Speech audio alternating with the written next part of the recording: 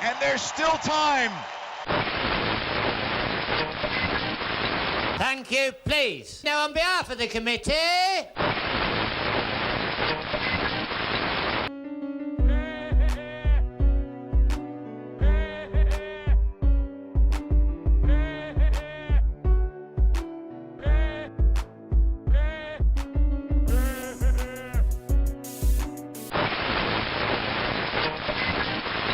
We're not playing in February and in January in places like Toronto and Vancouver and places like that.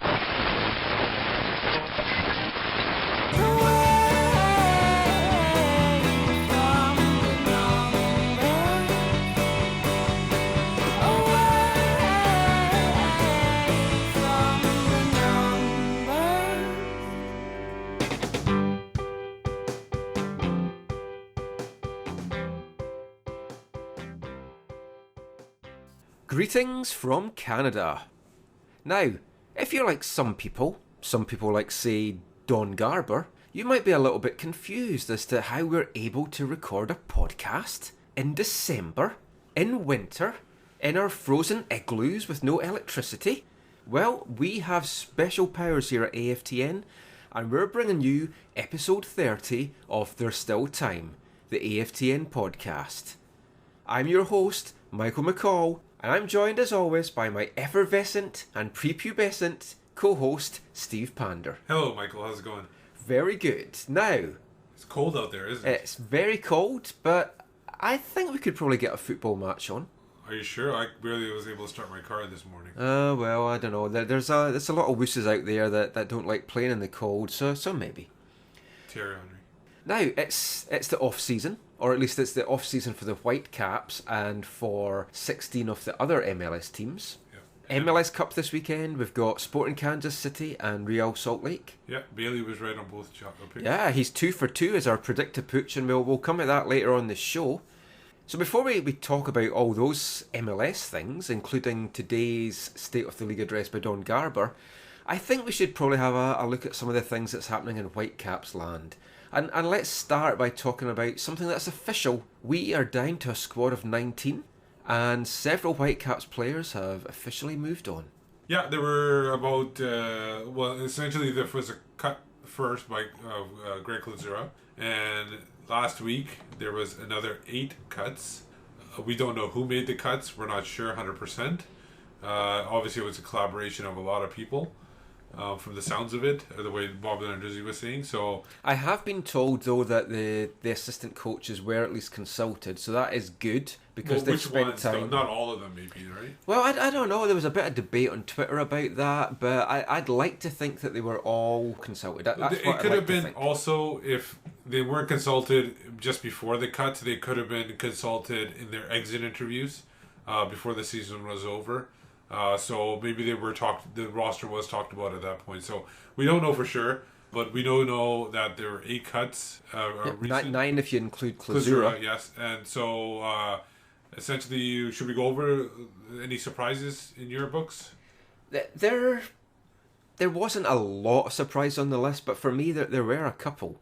First of all, we have to talk about Simon Thomas. Yeah. Absolutely stunned that Simon was let go. Well, especially based on the glowing reviews he was getting during the season from the coaches, Marius Rovda, and he was apparently one of the coaches that was consulted.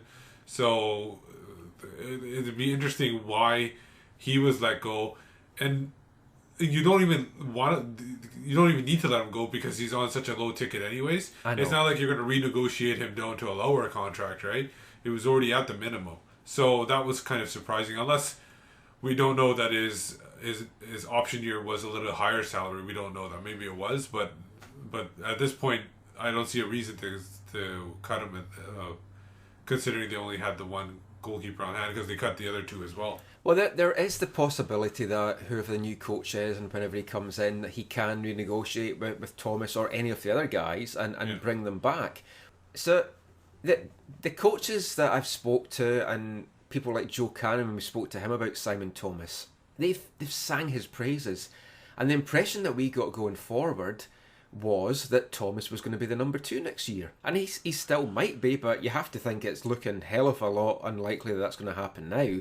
And then if they do bring him back, you then have to kind of question just what is going on at the Whitecaps in the first place.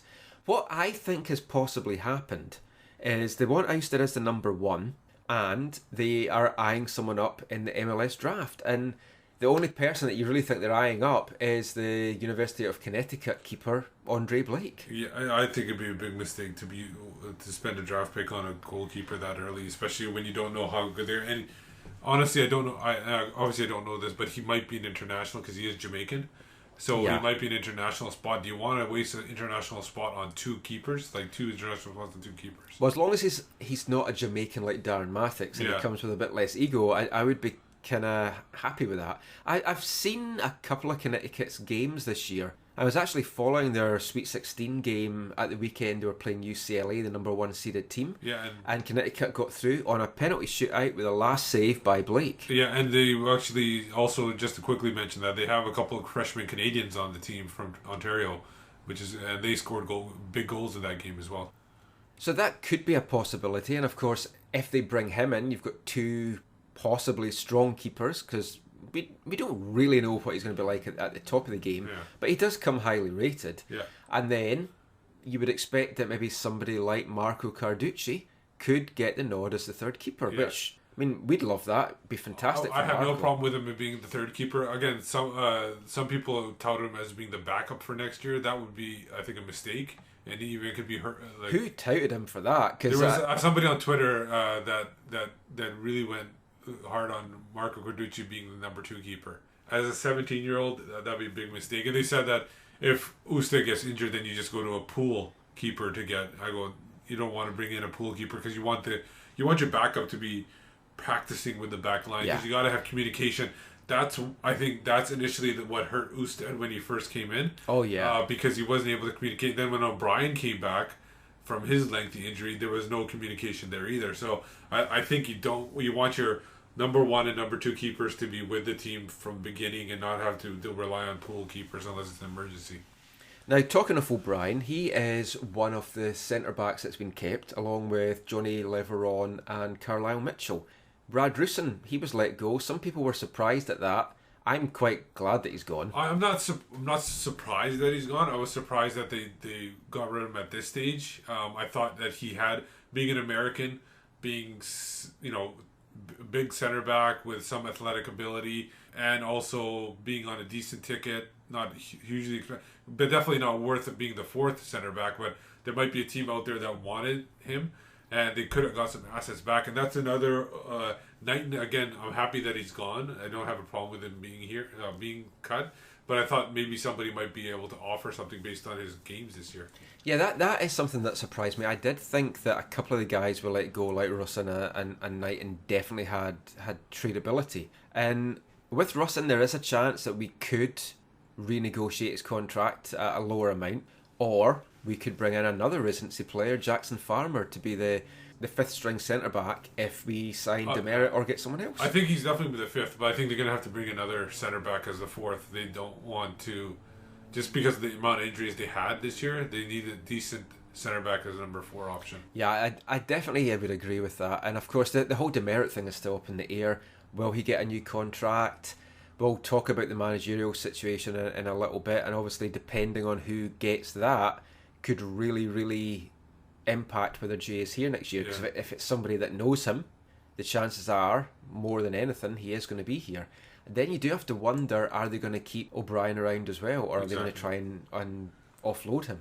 That would be the biggest thing, probably the first question that's going to be answered when the new coach comes in, wherever it is. There's some coaches that, there might be one candidate that doesn't like Jay and would rather keep Andy O'Brien, and then you got if it's like rumored to be Bob Bradley, he's going to obviously have some history with Jay, whether we don't know if it's good or bad history because he never got called. Oh, Jay was speaking really highly of him in the Province article that Mark Weber wrote, but then Jay is obviously going to speak highly of somebody that might give him a new contract. Exactly. Doesn't speak very highly of Martin Rennie these days, though. Again, some disparaging comments I felt from him, and he was very quick to do the same after he was released at the press conference as well. Yeah, the firing press conference. Now, just quickly, a couple of the other guys. June Marcus Davidson, very polarising figure. I'm disappointed to see him go because I thought he was good value, and he is a guy that I don't mind in that position on the road. No, and like I said, if he's the fifth center back, fifth center midfielder, no problem with him being on that. I wonder also.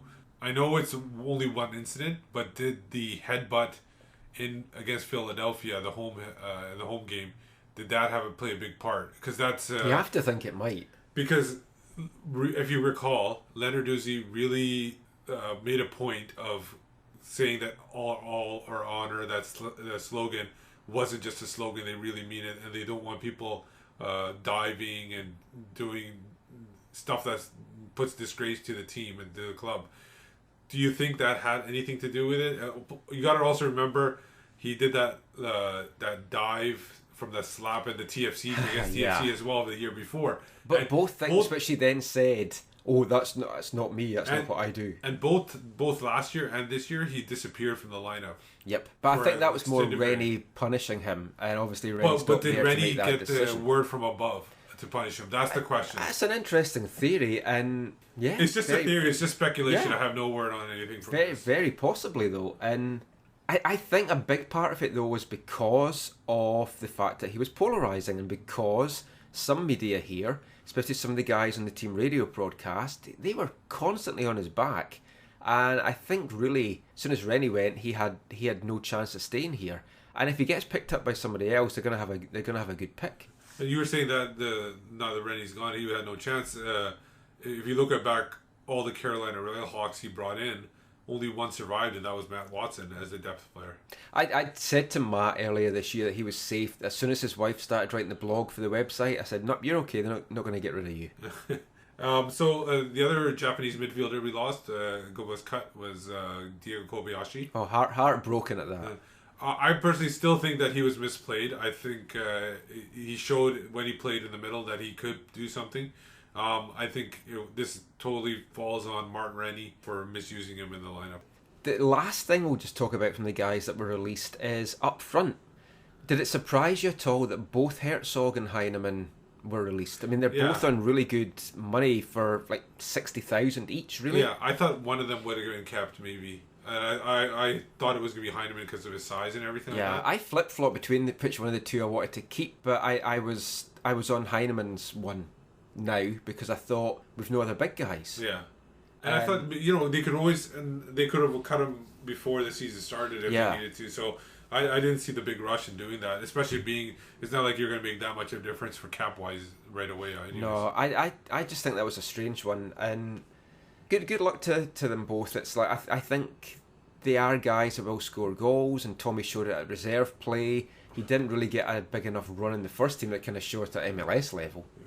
Well, just want to comment on one player that we kept that was a big surprise, Aminu Abdallah, family friend. Yeah. Aminu Abdallah. I was very surprised. Maybe this is a thing where they want the new coach to see how good he is as a youngster, give him one more chance to see. Maybe the guys that made the decision didn't watch too much of him in the PDL.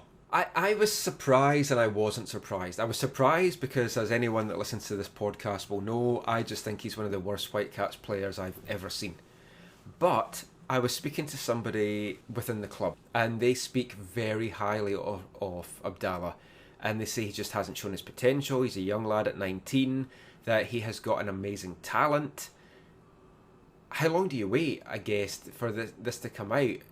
That feeling I got was they think he is a prospect and a project, but they were also surprised that he was actually on an MLS contract. I think it has to be. It's a favour to the club in Ghana that they've done this. Might have been, or even to he should have been on a PDL contract, like Samson was. Yeah, and I don't have a problem with Samson being signed like that to a PDL contract. And I wouldn't be surprised if we see Abdallah cut. I guess he could still be cut because he's foreign. What I was thinking, just cut him and then sign him to a PDL contract because it's a waste of international spot. Yeah. I they've done it every year. This year with last year with Abdullah, the year before with I'm gonna forget the name, Thiago Ulysses, and then the year before that with Alex Morfa. Now I know Slam was gonna get mad at me for Alex Morfa comment, but he honestly didn't show much. And he showed his Porsche. He liked his Porsche. There you go. But yeah, I mean that was a surprise. And of course, the other big talking point is what's going to happen to Darren Mattocks. But that's something for another day. Steve's a big fan. He's representing Darren and also Andre Blake today with his Bob Marley T-shirt that he has on. I didn't realize I had that on. I thought it was a tribute to Darren. So for the team itself, we have some openings now.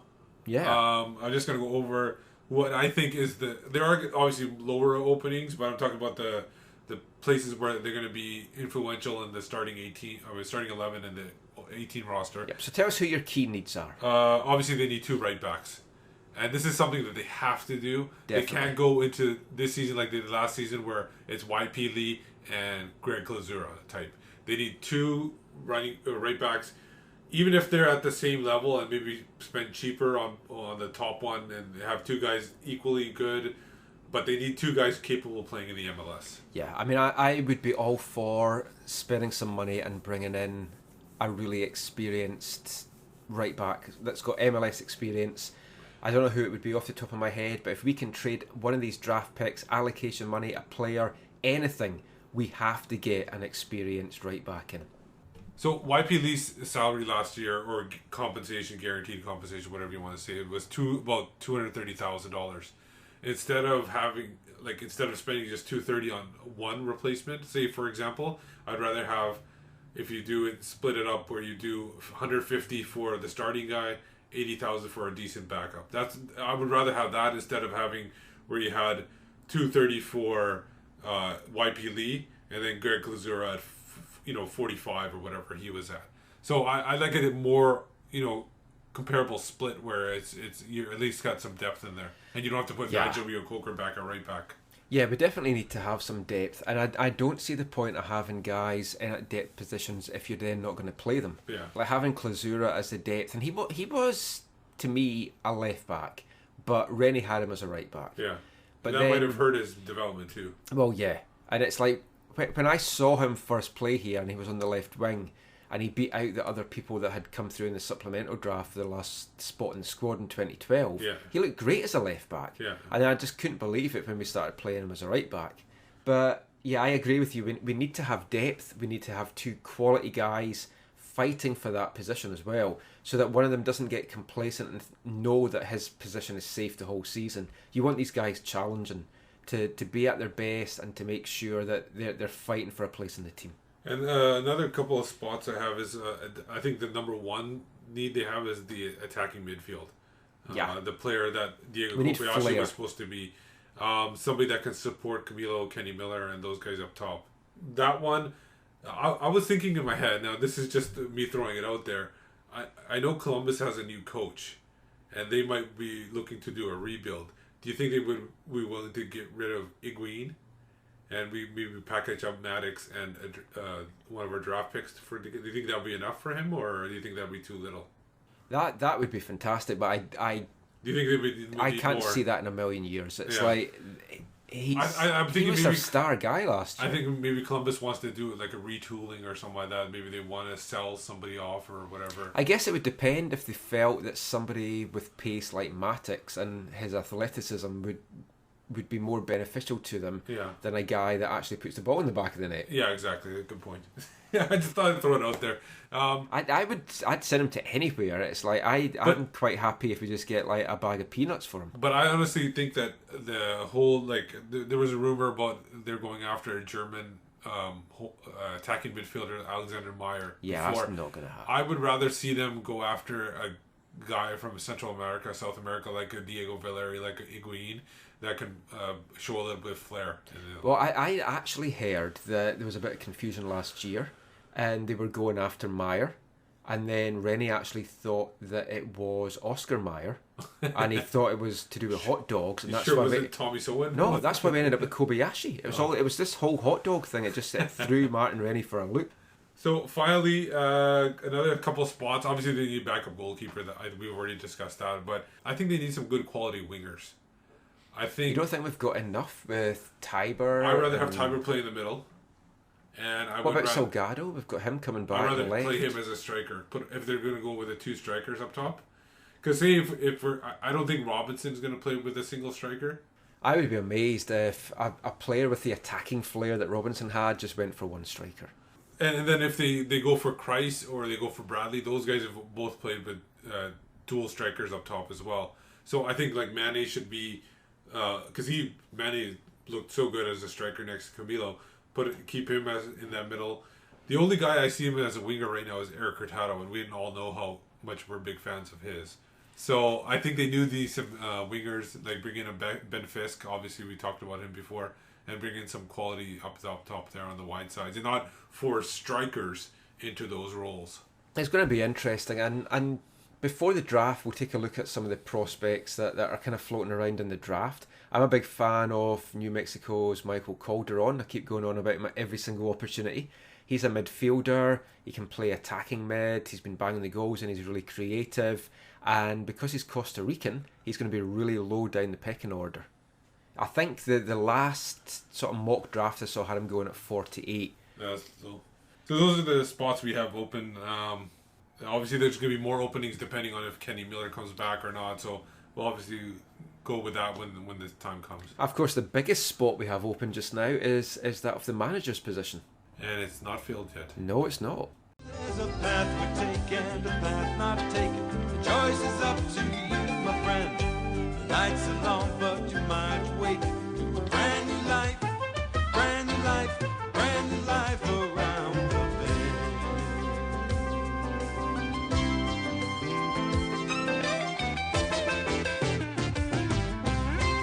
So the Whitecaps manager's position is still vacant. It's been over a month now since Martin Rooney was released. I personally am glad that they haven't just rushed into it and that they are taking their time.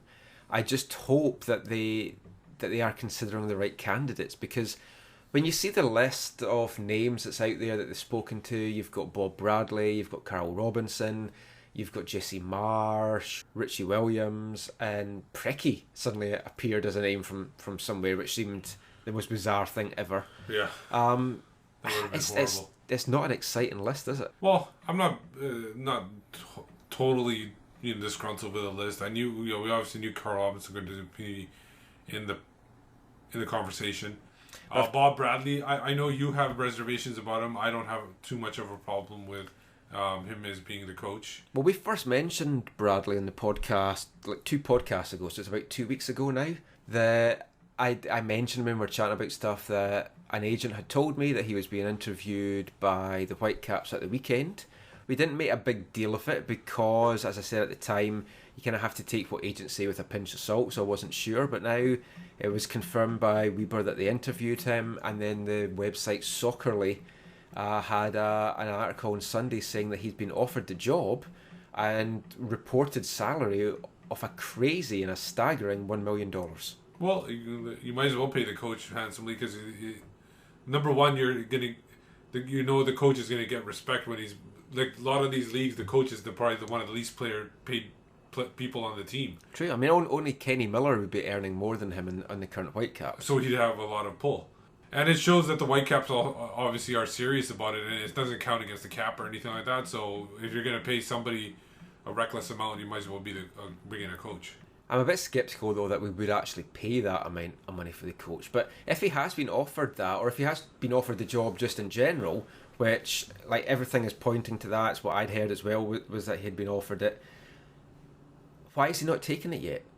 And I know we had this discussion, we were chatting about this on the phone, and I said, I just think it's bad that he hasn't taken it yet. But you said he's got family, he's got other things to sort out. It could be there, a lot of things to figure out. A lot of figuring out what assistants he can bring in. Maybe he can't bring in all the assistants he wants, and then he'll keep Robinson. We've heard that he's not. If he does come in, he's going to bring in his own people. Yep. So that's obviously means that Richie, Roved, and Robinson will be all gone. But maybe he can't. He's trying to figure out who he can bring in. Maybe that's the reason why they haven't announced it. I think the only person out of that he may keep would be Rovda. Yeah. Just because he's a goalkeeping coach, but then it's working with new goalkeepers that Rovda hasn't worked with, so it's a chance to bring in his own guy. And of course, one of the other names that was thrown out there as a possible assistant was his fellow candidate, Jesse Marsh. Yes, because they coach together in the US national team. And it's probably a good job we haven't got Zach on this podcast, because Zach's not a big fan of Marsh, and neither am I, really. Yeah. Well, he didn't get along with Joey Saputo, so maybe we should be big fans. Oh, true. It's like yeah, there's that plus point. But sorry, I want to go back one more point about him not accepting the job. We don't know if he hasn't accepted the job. All we know is that maybe another reason why he hasn't accepted it and they haven't announced it is MLS doesn't want the Whitecaps to overshadow the MLS Cup in the final, because obviously Bob Bradley coming in to coach of the Whitecaps would be huge news because he is a former national team coach. True, and it would be like a quietish week next week in MLS because everything's been done and dusted, although we will have the draft coming up soon, the re-entry draft. But I don't know, and I wrote this in my article today, if his heart would really be in coming to manage in Vancouver. And something else I put in the article as well is he's going to be under intense media scrutiny if he comes back to North America, whether it's in Canada with the Whitecaps or somewhere else in the States. Everyone's going to be over him, watching his every move. If he does well, they'll praise him. If he falls, if he struggles, they'll be on him in a second. And he might just think he's got a quieter life going over to somewhere like Europe, especially Norway, where he's been linked, where he's maybe not going to be under that kind of scrutiny and pressure. Well, it definitely would be watched less than what he was probably watched in Egypt by the police and the government there. True, and I like, someone had a comment on Twitter which I retweeted the other night, which is he's going to be leaving a country where they riot when their teams don't win and moving to a city where, oh look, they riot when their teams don't win. Yeah. So he'll feel right at home here.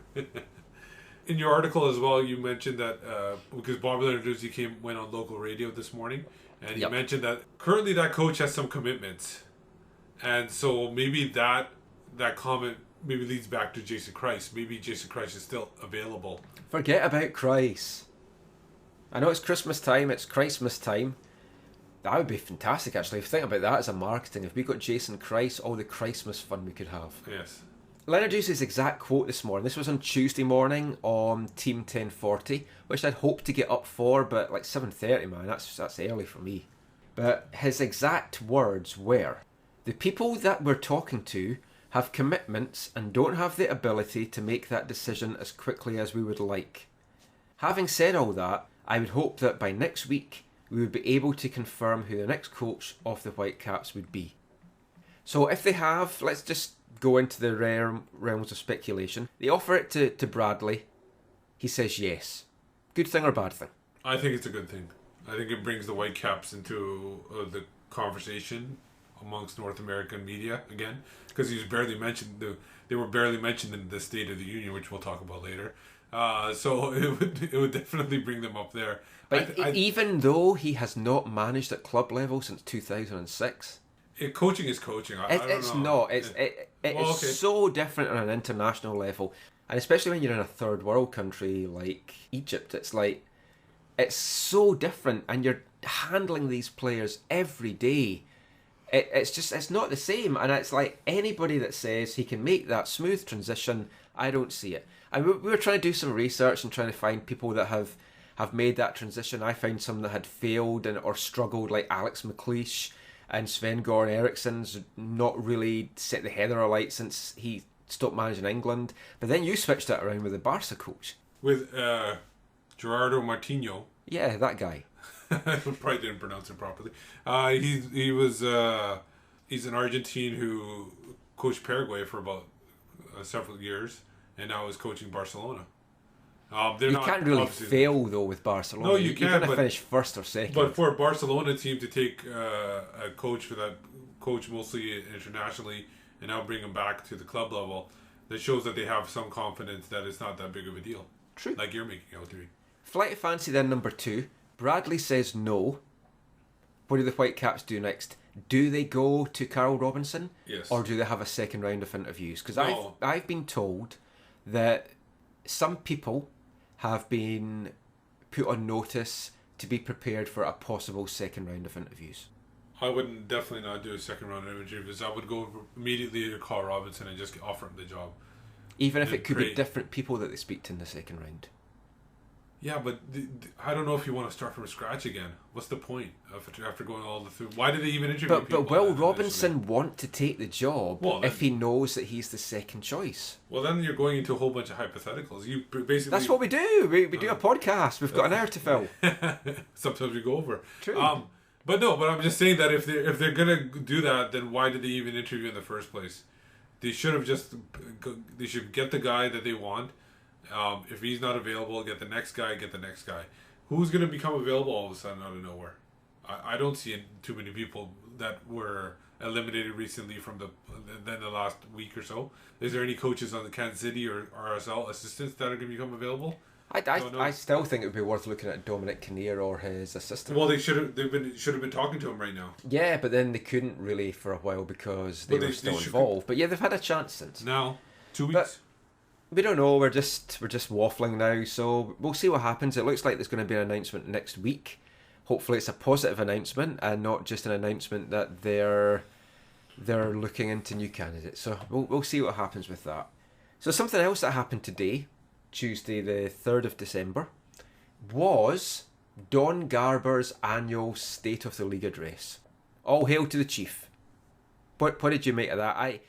I'd said on Twitter that the last couple of years I've watched that. I've been part of it and like asked a question one year and stuff. Didn't get to ask it today, but I think it's because I was sitting in my underwear listening to it, and they didn't really want that on the Google Hangout. In fact, it was more than Google that was hanging out, if I'm being honest. But that wasn't something that anyone really wanted to see. But the last couple of years, I've come away from it quite positive and upbeat about MLS and the future. But I don't know what it was today. It just didn't grab me. It didn't make me think, wow, the league's going on to great strengths next year. Yeah, first of all, I want to say it's shocking that you weren't optimistic about something that's happening with MLS. It's absolutely shocking. Sometimes I am. I'm optimistic that we're going to have a cracking cup final on Saturday. But to answer your question, I think one of the reasons why is because he didn't really answer very many questions openly, because some of the questions that were asked they couldn't answer, because it was the expansion questions and stuff like that and where they're going to develop there.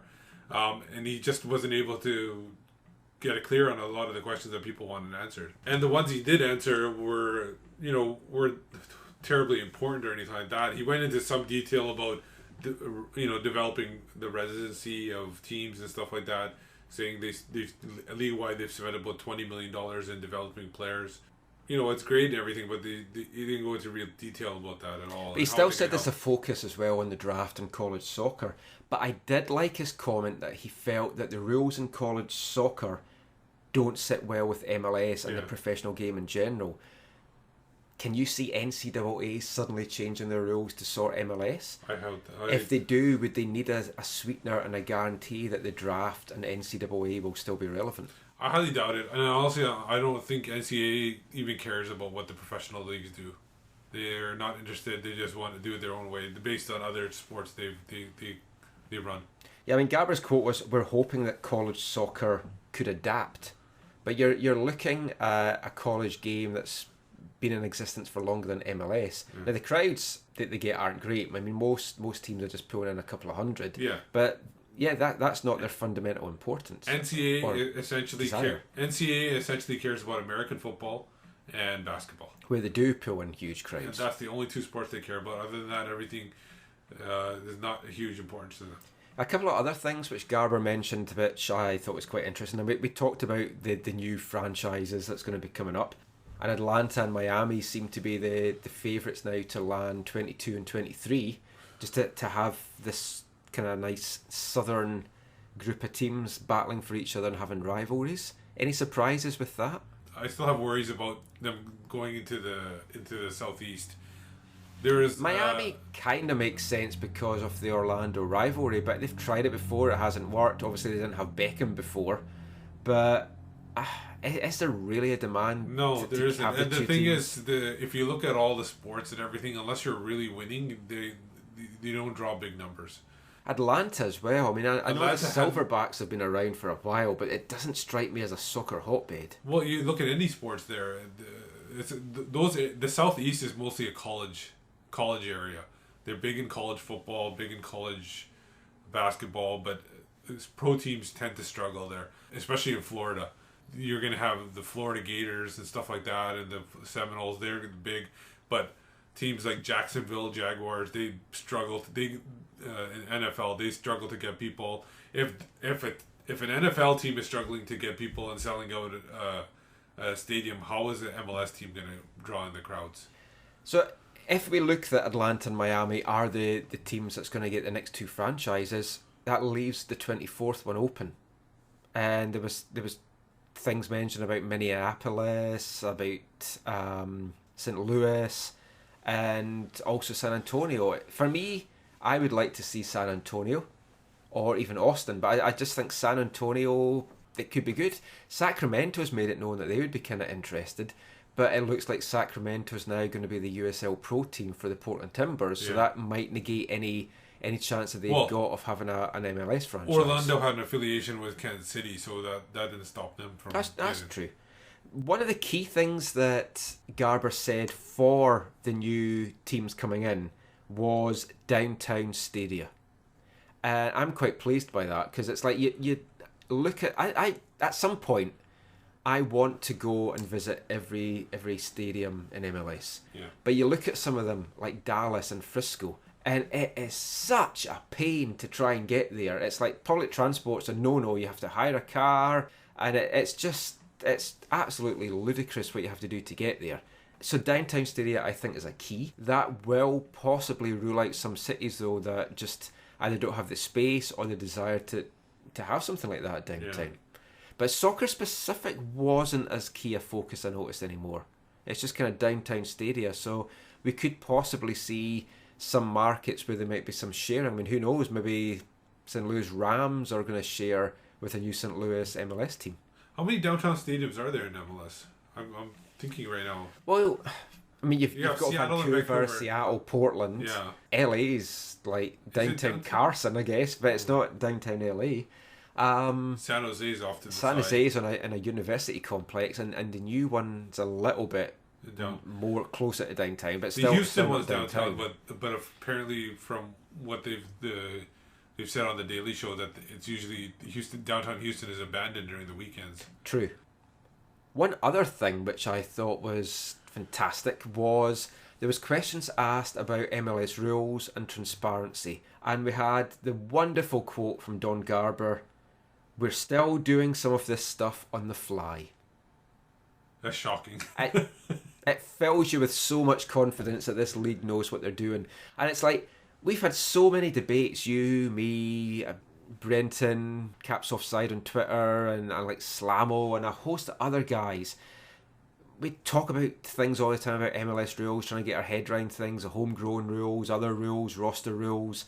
How are we meant to get our head around things when the commissioner of MLS admits, yeah, we still do some things on the fly? It really is a case that, by the signs of it, that they just make things up as they go along.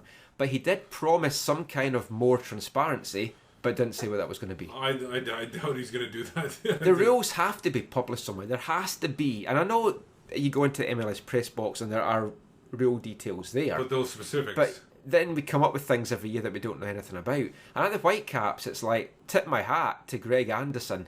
He is fantastic. If you need to know anything about MLS rules, rosters, anything at all, you ask him and he has an answer for you in a split second. He knows these rules inside and out. So maybe they need to have somebody like Greg Anderson working for MLS that can explain these rules to everyone. Just have a hotline. No. If you've got a question on Twitter, we just call this up and go, can you answer this?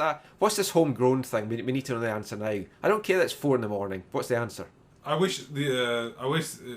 Speaking about the State of the Union, I wish somebody had asked when they asked about the residency, how can you help retain these players instead of paying these guys such minimum salaries and stuff like that? Well, he said he doesn't want to raise players and then sell them, but I thought that was part of what, at least the Whitecaps residency, they've talked about that before, that some of the players they will train and sell. Yeah, because you know what, if a player wants to play, ultimately the top leagues in the world are Europe. Yep. And it's like good luck to them as well, because if you're going to get paid $35,000 here, or you can go and get double that by playing in a really crappy European league, you're going to do that for the experience of nothing else. Exactly. Now, one of the other things I was moaning about constantly on Twitter this morning about the state of the league address was it was like a state of the US league address. Yes. Canada didn't really seem to exist in it at all. I'm still waiting for my confirmation. I asked MLS when the Canadian one was coming out because that'll be fun to watch. I'm not surprised at all. I've said it before and I'll say it again. This is an American league that Canadians are just here to play in.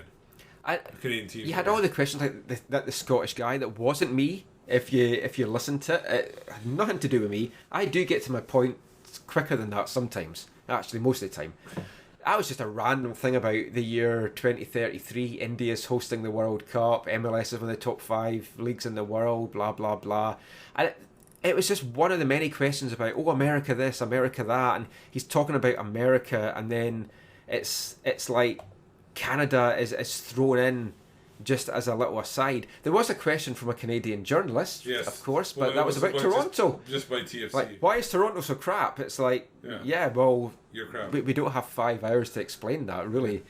But Vancouver was mentioned towards the end, which we've included in the start of the show, which if you listened, you'll have heard, as Don Garber basically said that a winter schedule can't have games getting played in January and February because you have places like Toronto, fair enough, and Vancouver, the only stadium in MLS that play with a roof. Yeah, we played games in January. That was the women's qualifying games for the Olympics. You kind of have to, like, between that and other things he said, you just have to wonder what the hell's going on at MLS. I'm just wondering, has he ever been to Vancouver? I know he has. Oh, he has. I sat and chatted with him back in March, and we asked him some questions. We had stuff on the podcast. He's been there. Maybe he just didn't look up. Maybe it was a cold day and he thought, oh, this is really chilly. Or maybe they had the roof open and he just didn't know that there was a roof. But that was just bizarre. I was distracted by his bald spot the whole time. And of course, if the roof's open and the sun's hitting that, you don't want that. No. So, speaking of Vancouver being ignored at the State of the Union address, soon after the State of the Union address was over, they announced their best 11. Oh, yes. And I actually thought Pee Wee Herman was hosting it because when it first cut it, and it's like the camera was zooming in, I was like, "That's Pee Wee Herman," and I was like, "Oh, don't tell me we're filming this from some kind of movie theater." Yeah, no, it was Google Hangout, and they announced the best 11, and we're not going to talk about the players that were picked. Obviously, no, we're going to talk about. I can't remember who most of them were really. But we're going to talk about the one big omission from this 3-4-3 lineup formation. June Marcus Davison, exactly. Why was he not in? I think it was because of the headbutt. Well, of course, you're talking about Kimberlow. Yeah. Golden Boot winner, Player of the Month on, 3-4 times, Player of the Week, so many times. Goal of the Week. We're recording this before they've announced the winner of the Goal of the Year, so hopefully, Goal of the Year winner. But not mentioned in the top 3. Were you really surprised? Because they did have the 3 strikers as the 3 that were up for the league MVP. Yeah, but still, I think you could say league MVP is different from best 11. You don't have to have the. But could you have 3 guys up for league MVP all in the same position and then not have those guys fill those 3 positions? Because then it makes it farcical. Although it is voted by different people, so you never know. But it was crazy. I don't know what he has to do now then to qualify for the best 11. Score 40 goals. Well, maybe. But we'll take that next year, so we'll see what happens. So since we're talking about MLS, let's wrap the show up with a little look ahead to Saturday's MLS Cup.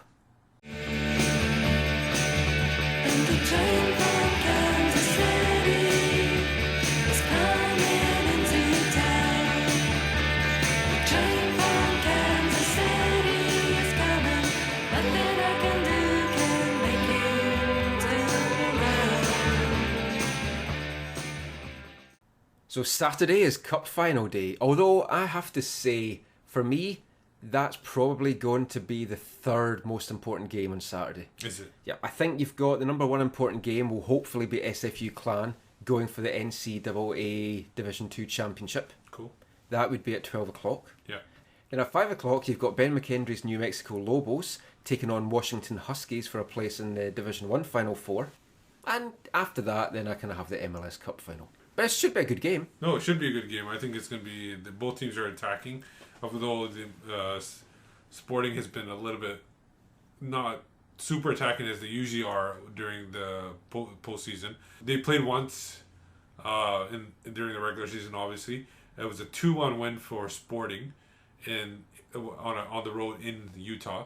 It's hard to win there as well. It is hard to win, but they were missing Nick Raimondo in goal, with the backup in net, and also they were leading 1-0, and in the 66th minute, Chris Winger got his second yellow card, went down to 10 men, and the Sporting scored 2 goals after that.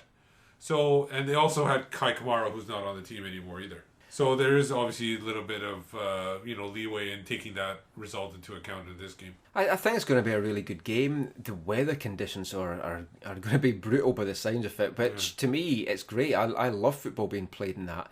It isn't a lot of fun when you're a spectator. I've been to some really cold games in Scotland, and it does kind of take a little bit of the enjoyment away of it, and that's why I do appreciate summer football so much over here. But at least Salt Lake are used to such conditions as well, so it's not that you've got a team from, say, Texas or one of the LA teams going to play in the bitter cold. So it's a level playing field in that regard. And I think it's going to be a good game. I think it could possibly go to extra time, maybe even go all the way to penalties. And I just hope it's a good game. I'm down in Seattle for the weekend because I'm going to the New Mexico game down in Seattle. So hopefully when I come back, I'll enjoy it, stay off Twitter, and enjoy watching the game on Sunday. So, what do you think? How do you think the game's going to go? Who do you think? Do you think RSL has a chance? I think it's really too close to call, because Kansas City can be a powerhouse at home, but I mean we've seen, and the Whitecaps have shown as well, that they're not impenetrable. It's like you can get by them, and Houston took the lead down there. Yeah. I think though, with the crowd roaring them on, that Kansas City will just do enough, and I think it'll be 1 goal in it, and I think that winning goal could come in extra time. I'm going to say 2-1 to Kansas City. RSL seems to have better luck away from home, especially in these big games. It seems like the pressure of playing in front of the home crowd sometimes gets them. Just look at the U.S. Open Cup recently. Also, I noticed these are just games I've seen against Vancouver and Portland. They seem to have really good luck against teams that play 4-3-3. So, and that's what Sporting plays. So maybe that possession type of game that they play in the middle and narrow part of the pitch will help them take away from Sporting's attack. The other factor that you've got in it is this will be Jason Kreis's last game in charge in Salt Lake, so he's going to want to go out with a bang. He's going to want to go out with an MLS championship or another MLS championship, and if he does that, he knows himself his stock's going to rise even more. Whether it's New York he ends up, there's still a chance, a very, very slim chance he could stay in Salt Lake, but I think that he will be really keen to just finish his time in Salt Lake with a championship and reward the fans and the support and the front office for all the support that they've given him there. And leave on a good note. Yeah, and he's going to be so pumped and amped for that game. So that's our thoughts on what's going to happen on Saturday. But let's get our resident predicting expert to give us his thoughts. Bailey the Border Collie is 2 for 2. Predict a pooch. He predicted that we were going to have a Kansas City Real Salt Lake final. He was spot on. Can he get the hat trick and predict the winner of Saturday's MLS Cup? And remember, folks, he hasn't watched a single game all year. So let's get his treats ready. For anyone that didn't hear this the last time, so what we do is we put a treat under 2 cups and turn them on the floor, upside down. Whichever cup Predict a Pooch goes up to is his prediction for who's going to win the game. So without any further ado, let's get this set up. Predict a Pooch. So we'll just get his treats ready for him here. He's not been fed yet tonight, so he's going to be really hungry. Because we can't blindfold him, we're going to have to cover his vision of sight. Well, he can probably smell and hear the treats going in. So there's a treat going into a latte mug, and that is the treat going into the mocha mug. So now Steve is going to do some distraction while I get this set up on the floor. So let's say, Steve, who do you want to be Kansas City, mocha or latte? Latte. Okay, so latte cup is going to be Kansas City. The mocha cup is going to be Real Salt Lake. So come on, Predict a Pooch, who's going to win the MLS Cup? He's going over. So he's gone over to the Mocha Mug. So it's RSL. Yep, Real Salt Lake. You've heard it here first, everyone. Real Salt Lake are the 2013 MLS Cup winners. Well done, Predict-A-Pooch, and well done to Real Salt Lake.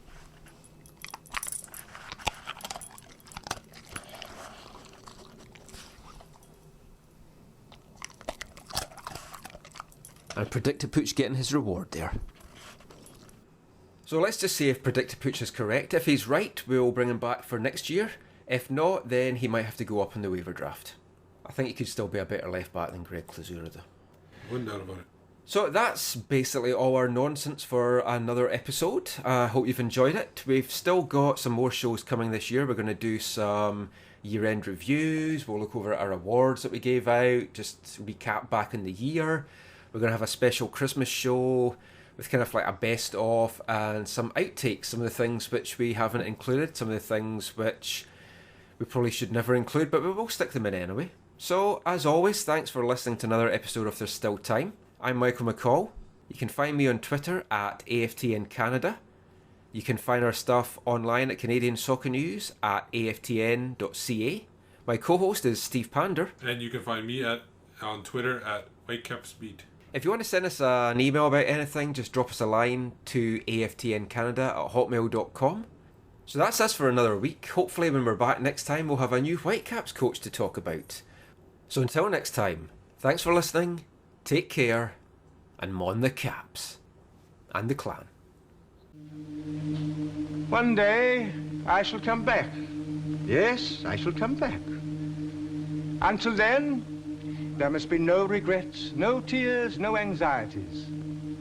Just go forward in all your beliefs and prove to me that I am not mistaken in mine.